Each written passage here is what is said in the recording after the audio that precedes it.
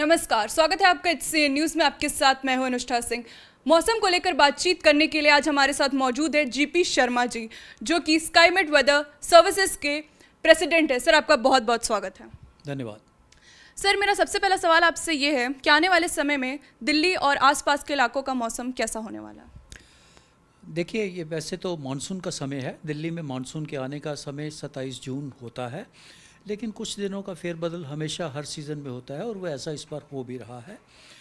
दिल्ली में कुल मिला के तो वर्षा कम हुई है। जब से मानसून का समय तो 1 जून से शुरू हो जाता है, उस कुल मिला के तो वर्षा थोड़ी कम हुई है, लेकिन अभी जल्द ही हमारा इंतज़ार अभी ख़त्म हो जाएगा और मानसून बहुत जल्द आ जाएगा। पिछले कुछ दिनों में तो मानसून की वर्षा ना होने के कारण तापमान काफ़ी चरम सीमा पर रहे। 43 डिग्री का तापमान और 43 से भी ज़्यादा 43.5 डिग्री का तापमान दिल्ली में, वो भी जून के एंड में और जुलाई पहली तारीख को, वो एक रिकॉर्ड तापमान था। तो गर्मी बहुत ज़्यादा रही सामान्य से, लेकिन अब आने वाले दिनों में आप देखेंगे कि इसमें काफ़ी बदलाव आ जाएगा। हमें वेट करना पड़ेगा लगभग 4-5 दिन और, जिसके साथ ही कोई परिस्थितियां ऐसी बन रही हैं कि मानसून की हवाएं जो हैं दिल्ली तक बहुत जल्द पहुंचेंगी और हमें मौसम में बदलाव भी देखने को मिलेगा। गर्मी भी थोड़ी कम हो जाएगी और बरसात भी देखने को मिलेगी। ये ऐसा मेरे अनुमान से 10 तारीख के आसपास कभी भी उसके बाद से मानसून की हम उम्मीद कर सकते हैं। तो कुल मिला के दिल्ली के लोगों को बहुत जल्दी राहत की खबर मिल सकती है। जी हाँ, आप बहुत जल्दी राहत की खबर मिल जाएगी। वैसे तो अभी भी आपने देखा होगा कि पिछले दिनों में भी अच्छी वर्षा हुई है दिल्ली के कुछ भागों में, हर जगह तो नहीं, पर कुछ क्षेत्रों में बहुत अच्छी वर्षा हुई है। ऐसे ही कुछ बारिश के कुछ स्पेल अभी भी, जब तक मानसून नहीं आ जाता 10-11 के आसपास, तब ऐसी स्थिति अब भी बनी रहेगी। आपको छिटपुट रूप से कुछ पासिंग रेन शावर जो हैं दिल्ली और उसके आसपास के क्षेत्रों में आपको अभी भी होंगे अगले 3-4 दिनों में, लेकिन प्रॉपर मानसून की जो वर्षा है वो लगभग 10-11 तारीख के आसपास संभावित रहेगी और आपको तब लगातार कुछ दिन तो मौसम सुहावना बना रहेगा और अच्छी वर्षा देखने को मिलेगी। सर, मेरा दूसरा सवाल आपसे ये है कि बिन मौसम बरसात के कारण अक्सर उत्तर प्रदेश और बिहार के लोगों को कठिनाइयों का सामना करना पड़ता है, तमाम तरीके की मुसीबत होते हैं। सर, बिन मौसम बरसात किस वजह से होती है? इसके पीछे का कारण क्या है? देखिए, मैं इस बात से तो पूरी तरह सहमत नहीं कि बिन मौसम की बरसात। जब भी मानसून आ जाता है वो क्षेत्र हैं जहाँ की मानसून पहले आता है, और इस सीज़न में तो वह समय से और भी पहले आ गया था बिहार के क्षेत्र में। बिहार में जनरली मानसून 15 जून के आसपास आता है और इस बार 10 जून के आसपास ही उसने दस्तक दे दी थी, जिसके कारण कि बिहार और उसके सटे हुए क्षेत्र जो पूर्वी उत्तर प्रदेश के हैं उनमें काफ़ी भारी वर्षा हुई, और उसमें ज़्यादातर रोल रहता है जो बाढ़ आने का, वो उन क्षेत्रों में ही नहीं, उनके साथ लगे जो नेपाल के क्षेत्र, जो माउंटेनस पहाड़ी क्षेत्र होते हैं, उनमें भी भारी वर्षा होती है। और नदियों के माध्यम से वो जितना पानी है, जलमग्न क्षेत्र जो होते हैं, जिसमें कि हम कहते हैं कि ये रेन फेड एरियाज़ हैं, उनसे होते हुए रिवर्स के थ्रू, जो नदियों के थ्रू, वो बाढ़ की स्थिति ऐसी बन जाती है और बनी भी है। पूरे बिहार में भी जो मानसून ट्रफ तो अभी पूरी तरह इस्टेब्लिश नहीं हुआ, जो भी स्थिति बनी रही उसके कारण जो तराई वाले क्षेत्र थे, जो तलहटी वाले क्षेत्र जिनको बोलते हैं बिहार के और पूर्वी उत्तर प्रदेश के, उनमें लगातार ऐसी परिस्थितियां बनी रहीं जिनमें कि भारी वर्षा का स्पेल जारी रहा, और उसके कारण ही उन क्षेत्रों में बाढ़ देखने को मिली है। विशेषकर बिहार की बात करें तो चंपारण से लेके पूर्वी चंपारण, पश्चिमी चंपारण, माधेपुरा, सीतामढ़ी, मधुबनी, इन क्षेत्रों से होते हुए नॉर्थ ईस्ट बिहार, जिसमें कि सुपौल, फोरबिसगंज, पूर्णिया, किशनगंज, कटिहार, ये सब क्षेत्र जो है ये बाढ़ से प्रभावित हुए, इंक्लूडिंग दरभंगा, मुजफ्फरपुर भी।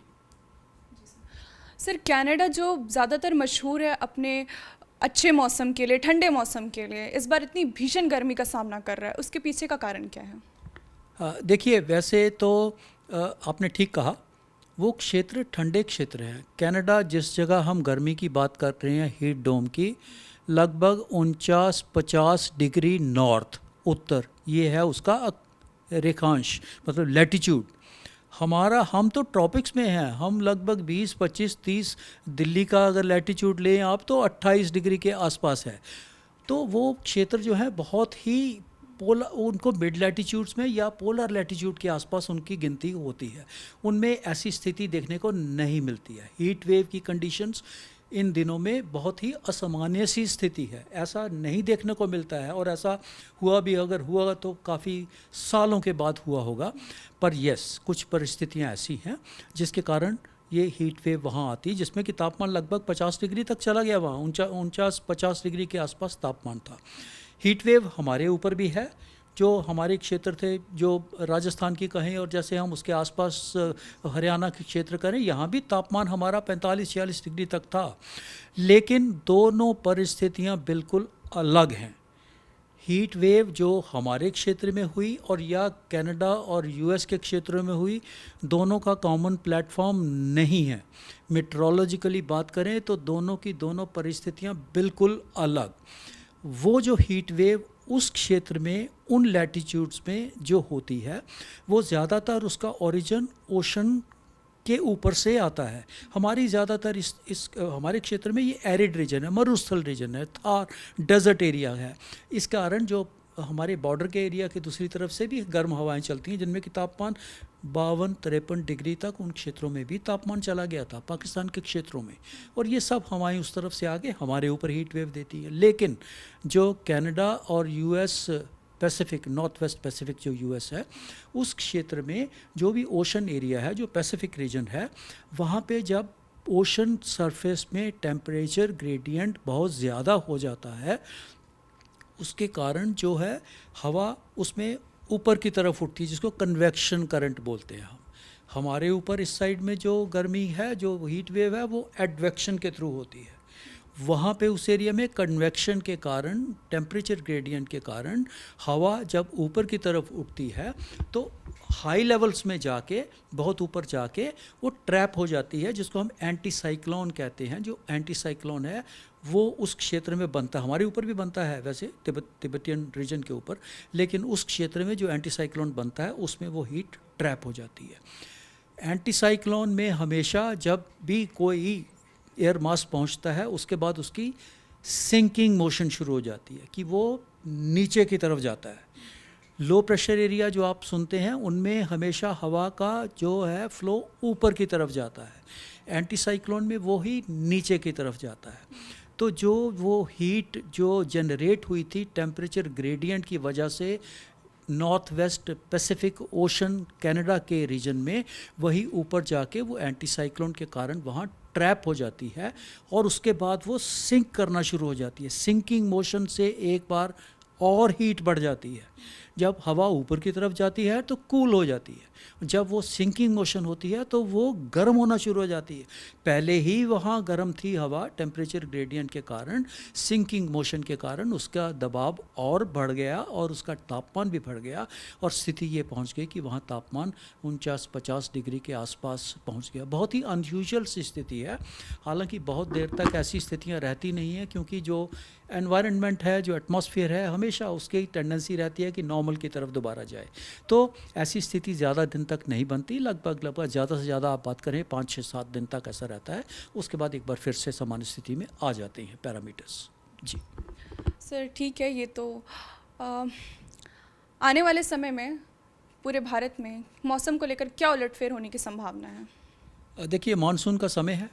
4 महीने, जून से लेकर जून, जुलाई, अगस्त, सितंबर, मानसून की गति दिशा सामान्य तो नहीं रहती, उसमें फेरबदल होते रहते हैं। और उसकी दिशा में अगर गति में फेरबदल होते रहते हो तो एक सामान्य सी बात है कि मौसम में भी बदलाव आता रहेगा। भारत के अलग अलग भागों में किसी जगह आपको तेज़ वर्षा हो सकता, फ्लड लाइक सिचुएशन देखने को मिलेगी, और किसी जगह सामान्य भी मानसून देखने को मिलेगा। लेकिन कुल मिला के जो स्थिति है, अब हम पूरे मानसून के उस दौर में पहुंच रहे हैं, और कुछ दिनों के बाद जिसमें मानसून पूरे देश में आ जाएगा।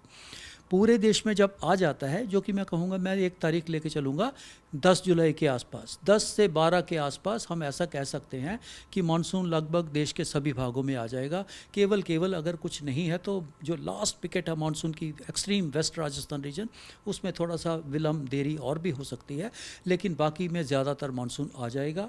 उसके बाद मानसून सिस्टम बनना भी शुरू हो जाएंगे, जो कि आपको अभी भी देखने को मिलेंगे। लगभग 10 तारीख के आसपास, 10 से लेके उसके बाद 12-13 के बीच एक और सिस्टम, तो मानसून सिस्टम का भी प्रभाव शुरू हो जाएगा।